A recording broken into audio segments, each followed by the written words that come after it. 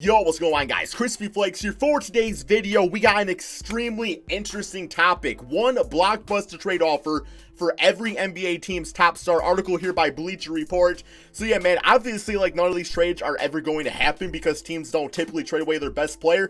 I mean, I guess in some circumstances it could happen, but it's just fun to think about, like, what exactly would it take from every NBA team to get another team's best player, man. So as we go through all these, let me know in the comment section below if the trades are legit or you think it's straight up trash and will not happen in a million years. Now, before we get going on today's video, guys, if you don't mind dropping a like, the goal is always 1,000 likes. And if you are one of the 52% of people that watch my videos that are not subscribed, guys, really trying to grow the channel, which is tough to do this time of year, of course, with no NBA season going on. So yeah, really help us out, you know, myself, my family, and just growing everything, man, growing the business. If you don't mind hitting that subscribe button, it would be greatly appreciated. So let's go ahead and get going on this article, man. I got a feeling we have some bitch ass trades, guys. We are no doubt gonna have some bitch ass trades. So the first one we have Atlanta Hawks with Trae Young, and the trade package is straight up Ben Simmons for Trae Young. So we gotta look at it from the, you know, perspective of the Hawks, right? Now, 76 fans, if you want to chime in, let me know, man, because he'd be a great fit alongside Joel Embiid, no doubt. But yeah, basically, you are going on the opposite side of the spectrum. You are going from one of the best shooters to, of course, a point guard that can't really shoot, but does a lot of other great things out there that Trae Young doesn't do as far as, like, playmaking and defense. Well, Trae Young's a good playmaker, but I'm more talking about the defensive side of things, right? But Ben Simmons definitely excels in playmaking. So him playing, you know, with Kevin Huerter, John Collins, DeAndre Hunter. Me personally, I'm keeping Trae Young. I just think he's a better fit with the team, but Ben Simmons definitely isn't a bad haul to get. Next, we got Jason Tatum. So we got a straight up trade of Zion Williamson for Jason Tatum. So of course, by doing this trade, Gordon Hayward can play the 3 spot. You got Zion at the 4. You get that crazy ass athleticism. You get potentially the next, you know, LeBron James face of the NBA, right? But with Jason Tatum, it's like you already see the all-star. You already see it there. But not only that, we see superstar potential. Not saying Zion doesn't have that, but I mean, like, Jason Tatum has shown more than Zion has so far. Not saying Zion can't get better or be better eventually, but just, you know, we've seen a lot more of a smaller sample size. Plus, I think with Jason Tatum, you don't deal with nearly as high of injury risk. So I think the Celtics are definitely happy with Jason Tatum. But it goes to show that, you know, if you want one young all-star, that you're going to have to trade another one to get him, right, man? So is it a bad trade? That's not a bad trade. It's not a bad trade. I just don't really see anything like this. I don't see the Celtics wanting to do this. Next up, we got the Brooklyn Nets of Kevin Durant. So this would be a trade of Paul George for Kevin Durant. I don't know why the Brooklyn Nets would do this trade in a billion years, because, like, you know, if it was like Kevin Durant for a guy that doesn't have injury history, then sure, why not? But in this case, you know, the big thing is that the Nets would take the lesser player, because Kevin Durant, we don't know exactly what he's going to be like when he returns to form. But at the same time, Paul George also has injury history. So you're trading a better injury-riddled player for a not as good injury-riddled player. It doesn't make much sense, man. Like, I would rather trade Kevin Durant for a guy that maybe isn't as good, but is definitely like 100% healthy all the time. That's the only way I can see myself trading KD away. Next up, we got Devontae Graham of the Charlotte Hornets. So this is, you know, we got a lot going on here. Mike Conley, Ed Davis, 2020 first round unprotected, 2024 first round lottery protected for Devontae Graham, Cody Zeller, and Nicholas Batum. That is not a bad haul. I mean, obviously, Mike Conley would bring money off the books eventually, but Devontae Graham has like a $2 million contract. Ed Davis, one of the best role-playing, backup, rebounding centers in the NBA. The draft picks are nice. And to think that, you know, not only do you get rid of Nicholas Batum, who's been a disaster for the team, but Devontae Graham was a guy that was slept on. And the fact that you can go from that to turning him into 2 first-round draft picks, that's not bad, you know, for the Charlotte Hornets. I mean, it's a matter of if you think Devontae Graham is really the guy of the future that can really lead you guys, you know, to the promised land out there. Next, we got Zach LaVine of the Chicago Bulls. This is going to be a Buddy Hield and a first-round pick for Zach LaVine and that other dude.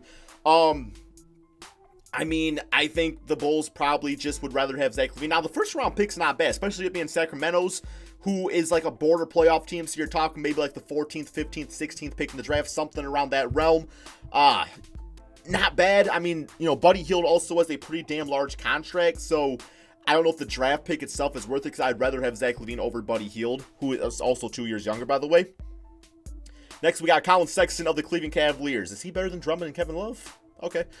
We got Devontae Graham and a first-round pick for Colin Sexton. No way in hell am I doing this trade. I mean, maybe if it's an unprotected draft pick, but I'm definitely taking Colin Sexton over Devontae Graham. Colin Sexton, great scorer, getting better. It seems like every single game. Sure, maybe struggled to start the season, but he's great now. His defense even is, it's not as bad as I thought it was going to be. He's definitely gotten better defensively. I'm definitely keeping Colin Sexton. Plus, they already got Darius Garland at point guard. Colin Sexton more of a two-guard anyway now. So, yeah, no way in hell am I doing this trade if I'm Cleveland. Next, we got Luka Doncic of the Dallas Mavericks. So, we got Ben Simmons, OKC 2020 first-round pick, top 20 protected, and a first-round unprotected for Luka and Tim Hardaway. Not doing this trade, man. I would need like 3 or 4 or 5 first-round unprotected draft picks for Luka. Ben Simmons, you're great. You're a top player in the NBA. I mean, no disrespect to the 76ers or Ben Simmons, but Luka Doncic at what he's already doing at the age of 20, I mean, it's just something you just don't see. He's literally a generational player, and I need a generational trade. And just Ben Simmons, and some dudes in high school right now, no, not high school, college. Well, 2021 would be high school, right? That's just not doing it for me. That's not doing it for me whatsoever. No way I'm doing this trade. It would need to be like Ben Simmons and Joel Embiid. And then I'm still thinking about it because I'm thinking about the injury history. Although he's got injury history himself, I guess, now technically, right? Detroit Pistons, Blake Griffin. So we got Julius Randle for Blake Griffin. As a Piston fan, am I doing this trade? Yes, I am. The reason is just because Julius Randle's contract, I don't believe is as bad. I don't know what the exact money is. It could be, yeah, because he didn't really get a lot of money. We got a lot of money, but not a lot of years from the New York Knicks. Plus, Julius was cool on the Pelicans and stuff. It'd be an interesting dynamic to see him with Christian Wood. Blake Griffin didn't really play it all last season, so I'd rather have a guy that is playing. So I guess as a Piston fan, sure, why not? Get this out of the long-term contract at least. All right, next we got Nikola Jokic of the Denver Nuggets. So this would be Sabonis, Malcolm Brogdon, and a top 3 protected Indiana first-round pick for Jokic and Gary Harris. Not a bad trade. It's not a bad trade just because Sabonis was an all-star. I mean, obviously you're taking Jokic over any of these guys, but the fact that you also get Malcolm Brogdon on top of it, I don't even know how Nugget fans feel about Gary Harris. It's not the worst trade in the world, but plus getting the draft pick too is nice. I don't know, man. This one's iffy. I definitely want to hear the thoughts and opinions on both Pacer and Nugget fans on this trade. All right, next we got Steph Curry of the Warriors. This is going to be Kemba Walker, a 2020 first-round pick, top 6 protected, and an unprotected pick from the Boston Celtics, which would be really late for Steph Curry. Once again, no way in hell am I doing this. Curry is only 30 or 31. I think he's 31 years of age. He's still got 5 years left in him, man.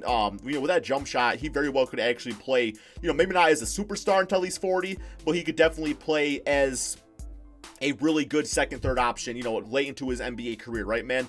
I just think that once again, to get one of the greatest, actually the greatest shooter of all time, and just once again, another generational player, it's going to take more than that, man. I mean, Kemba Walker's good, don't get me wrong, but yeah, not doing that trade.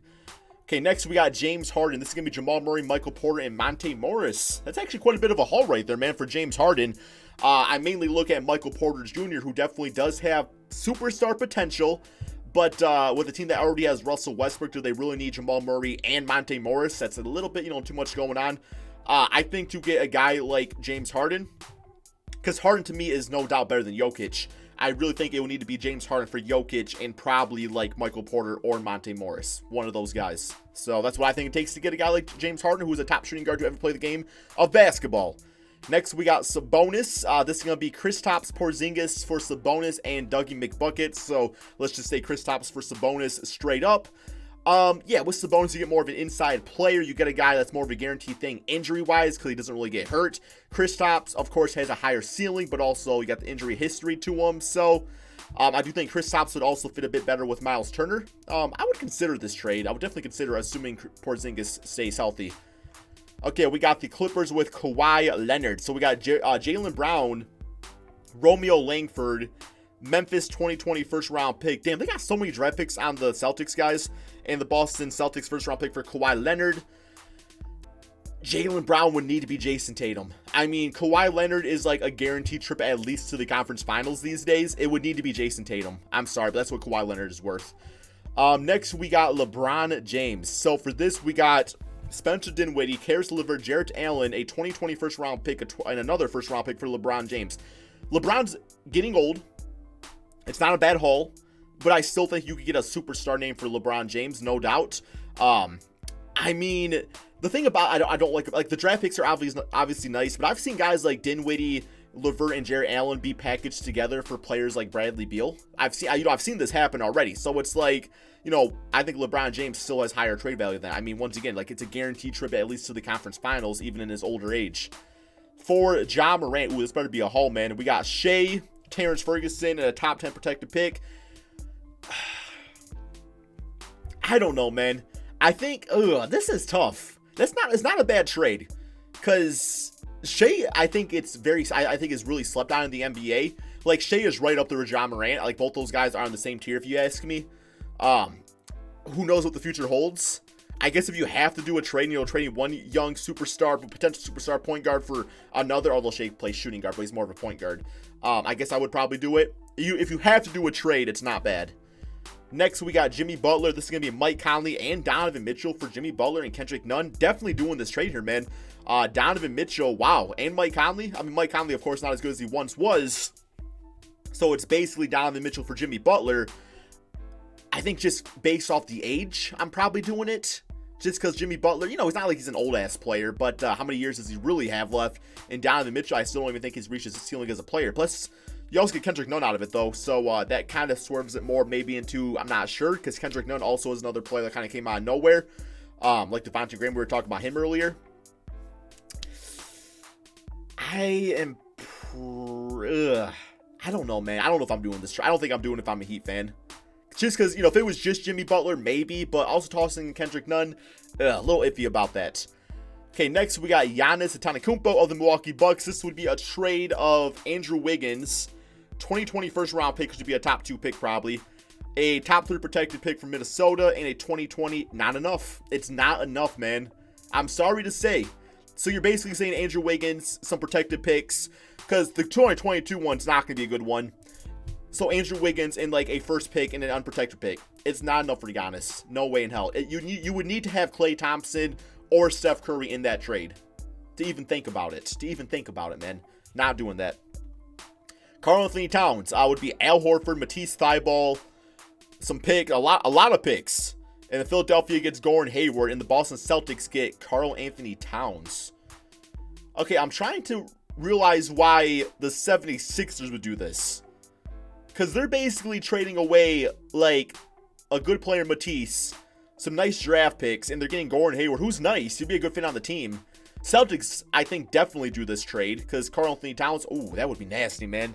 I actually want to do a rebuild of this now. I'm doing this trade if I am the Celtics. I'm not if I'm a 76ers fan. In Minnesota, I mean, it's not a bad little rebuild haul, because how much better is Cat going to get? And he's yet to really do anything with this team. I think I would probably do it. Okay, next we got Zion Williamson of the Pelicans. This is going to be a trade of... Nope. I'm sorry. John Collins, you're good. DeAndre Hunter, you could be good. Draft picks are cool. But this is not worth Zion. This is not worth Zion. It would need to be Trae Young. I mean, a potential superstar for a potential superstar. John Collins is like all-star at best. Not doing this trade in a billion trillion years. Okay, next we got RJ Barrett of the Knicks. So this would be Jaren Jackson for RJ Barrett. Because we all know the New York Knicks need another front court player, right, man? They need another power forward on that team. Jaren Jackson, I think, is the real deal. RJ Barrett, I also think, is the potential to be the real deal. I would love to see RJ play with Ja Morant. It's actually not a bad idea for the Memphis Grizzlies fan, because you have Brandon Clark, who's just kind of sitting there, too, who could just step in at the 4 spot. Although I like Jaren at the center, then Clark at the 4, then trade Valanciunas away eventually, right? If I'm the Knicks... I'm not doing it because, we need more of an RJ than we need more of a Jaren Jackson. All right, next we got OKC, Chris Paul, Mike Conley, top 10 protected pick for Chris Paul. Because Mike Conley's contract, I think, is up after this season. You get another draft pick out of it. And, the Utah Jazz definitely make a run at the NBA Finals with Chris Paul, Donovan Mitchell, and, of course, Rudy Gobert. So, yes, it's nice, getting off the books of Chris Paul's contract and get another draft pick. Why not, OKC? Have 20 billion draft picks. Next up, we got Aaron Gordon of the Magic. I could argue saying he's not the best player on the team. Let me just point that out.